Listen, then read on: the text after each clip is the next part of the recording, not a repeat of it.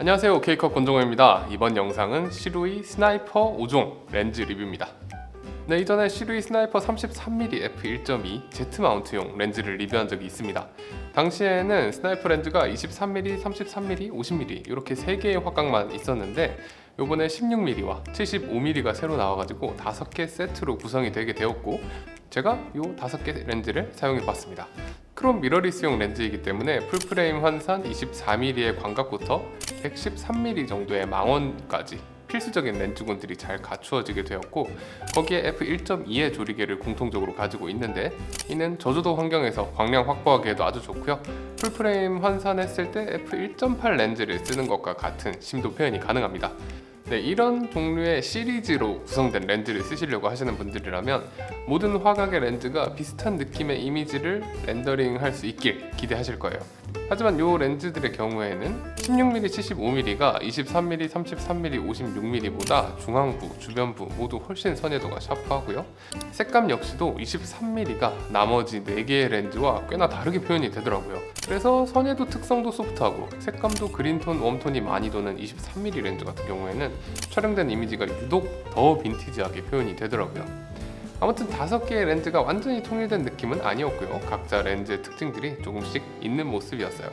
그래도 공통적으로 역광 촬영할 때 플레어가 강하게 발생해서 화려한 이미지 연출하기에 좋았고요.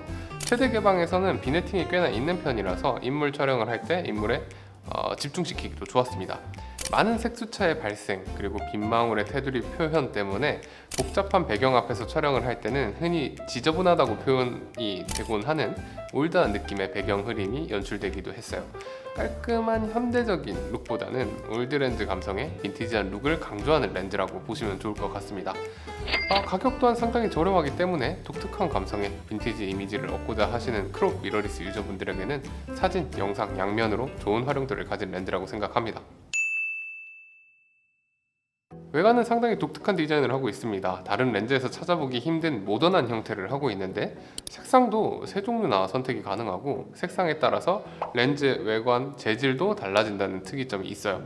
저는 흰색으로 받았는데 흰색의 경우에는 세라믹 코팅으로 되어 있다고 합니다.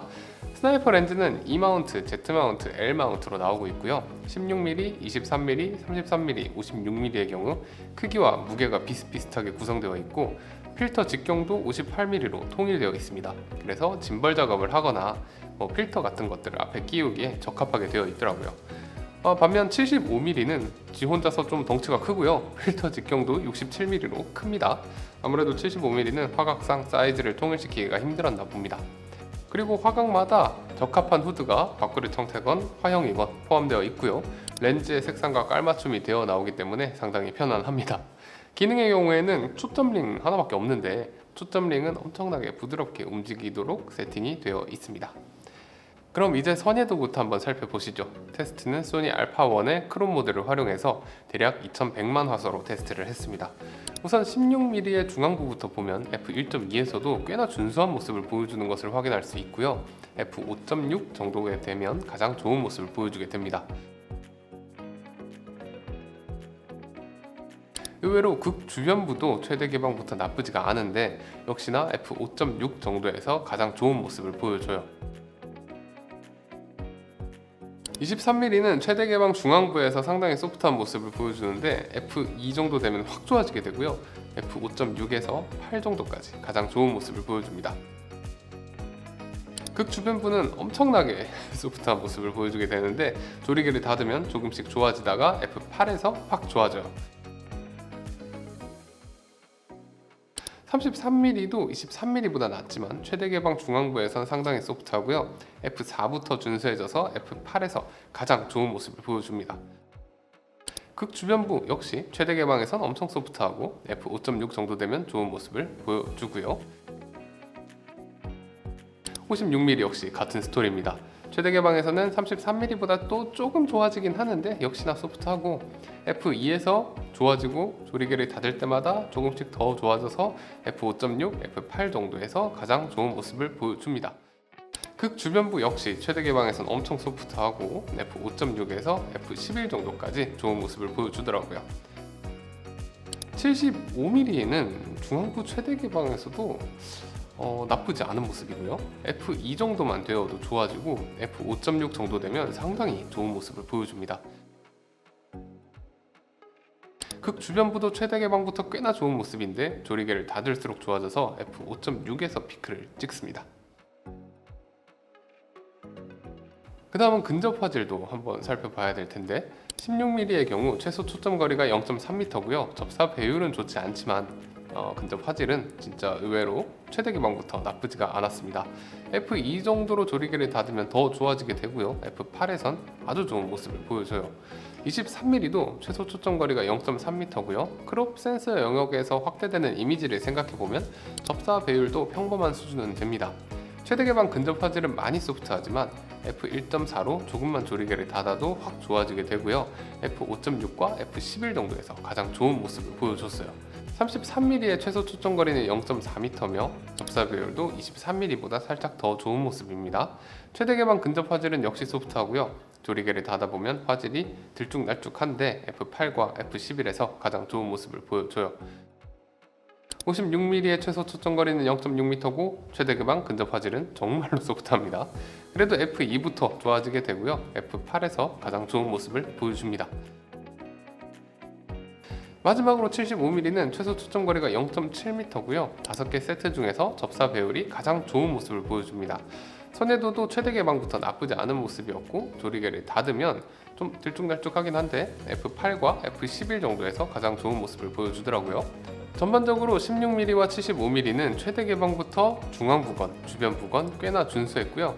23mm, 33mm, 56mm는 최대 개방에서 상당히 소프트한 모습을 보여줬습니다.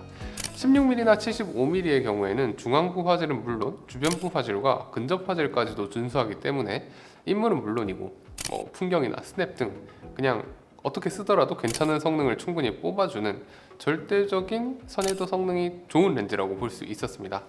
다만 23mm, 33mm, 56mm는 소프트한 선해도 표현 그리고 극 주변부로 갈수록 더 떨어지는 선해도의 특성 덕분에 풍경 등의 촬영보다는 가운데에 피사체를 배치하는 인물 위주의 촬영을 할 때 적합한 렌즈라는 생각이 들더라고요.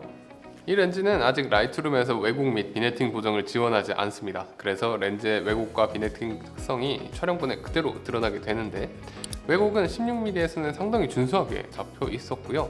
23mm에선 배럴 디스토션이 꽤나 나타났습니다.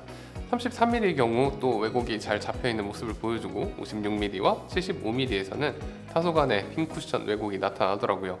비네팅은 16mm, 23mm의 경우에는 꽤나 심하게 나타나고 75mm도 어느 정도 꽤 많이 나타나는 모습입니다. 하지만 33mm와 56mm는 비네팅이 막 심하다고 할 정도는 아니고 그래도 적당하게 나타나더라고요.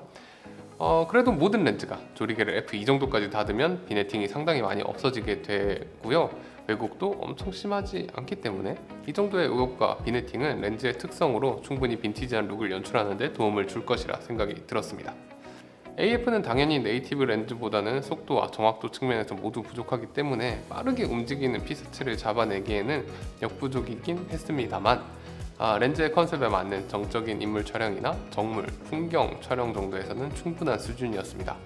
특이한 점은 75mm 렌즈만큼은 속도와 정확도 모두 엄청나게 좋은 모습을 보여준다는 점인데 75mm는 포커스 성능이 아주 좋다고 표현해도 될 것 같아요. 왜 얘만 다르게 만들었을까요? 그래도 모든 렌즈가 촬영 현장에서 촬영하기에 불편할 정도로 포커스가 느리거나 헤매거나 하는 건 절대 아니었고요. 촬영본을 리뷰할 때 확인해 본 결과 인물이건 동물이건 정물이건 초점이 아주 잘 맞아 있었습니다.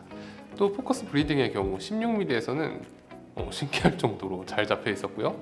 23mm에서도 아주 좋은 모습을 보여줬습니다.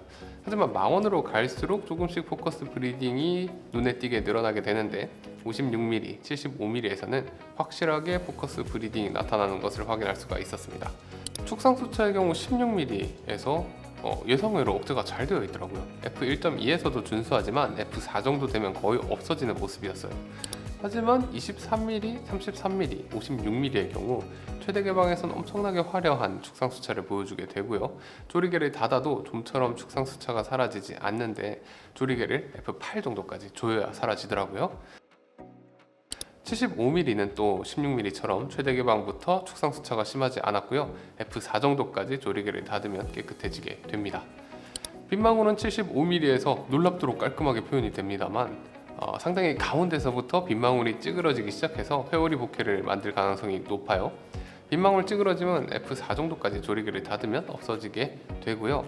23mm와 33mm, 56mm의 빗망울은 비슷비슷하게 표현이 되는데 깔끔한 내부 대비 엄청나게 강한 테두리의 형태와 색수차가 딱 봐도 빈티지 렌즈스러운 빗망울을 보여줍니다. 주변부의 빗망울 찌그러짐도 강하게 나타나는데 공통적으로 f2.8 정도까지 조리개를 닫으면 완화되고요. 16mm는 사실 빗망울을 크게 기대하고 쓰는 화각은 아니겠지만 그래도 살펴보면 비교적 깔끔하게 표현이 되는 모습을 보여줬습니다. 강한 축상 수차와 빗망울의 테두리, 회오리 보케, 그리고 선해도 테스트할 때 보신 분들도 있겠지만 배율색 수차 역시 상당히 많이 관찰이 되거든요. 이렇게 많은 수차들로 인해서 배경 흐림이 정말 복합적으로 표현이 됩니다.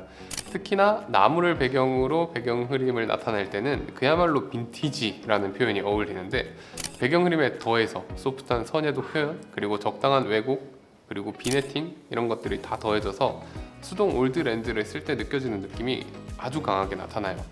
그리고 플레어도 당연하겠지만 상당히 화려하게 표현이 됩니다. 광원 주변의 빛 번짐과 강하게 들어오는 할레이션, 그리고 화려한 고스트의 표현은 정말 여러모로 엄청난 모습이에요. 저는 적극적으로 이런 플레어를 활용해서 촬영을 했으나 모르고 당하면 매우 당황할 수 있을 것 같더라고요. 그래서 이 렌즈를 쓰실 분들은 이런 플레어 특성을 꼭 파악하시면 좋을 듯 합니다. 그리고 빛갈림은 5개의 렌즈 모두 없습니다. 조리개를 16으로 닫아도 없습니다. 있어도 못생겼기 때문에 이 렌즈로 빛갈림을 만들려는 시도는 하지 않는 것을 추천드립니다. 네, 시루이의 스나이퍼 렌즈는 컨셉과 용도가 명확한 렌즈입니다.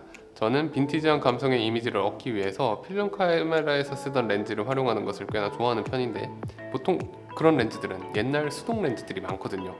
얕은 심도의 인물 촬영을 할 때면 수동 초점은 아무래도 불편한 부분이 많았는데 이 시루이 스나이퍼 렌즈의 AF 퍼포먼스는 f1.2로 얕은 심도의 인물 촬영을 할 때 정말 훨씬 쾌적하게 작업을 할 수가 있었어요. 특히나 화려한 플레어를 활용한 이미지라던가 얕은 심도와 복잡한 배경 흐림을 이용한 촬영을 좋아하신다면 정말 만족감이 크실 거라고 생각을 합니다. 물론 이렇게 수차가 많은 복잡할 수 있는 이미지들은 호불호가 갈리기 때문에 깔끔한 이미지를 원하시는 분들께는 적합하지 않고요. 저처럼 옛날 감성의 빈티지한 렌즈를 원하시는 분들께는 상당히 재미있게 쓸 수 있는 렌즈가 될 것 같아요. 네, 이번 영상은 시루이 스나이퍼 5종 렌즈 리뷰였고요. 영상이 재밌으셨거나 도움이 되셨다면 좋아요, 구독 한 번씩 부탁드리고 궁금한 점 있으시면 댓글 남겨주세요. 지금까지 OK컷 권정호였습니다. 감사합니다.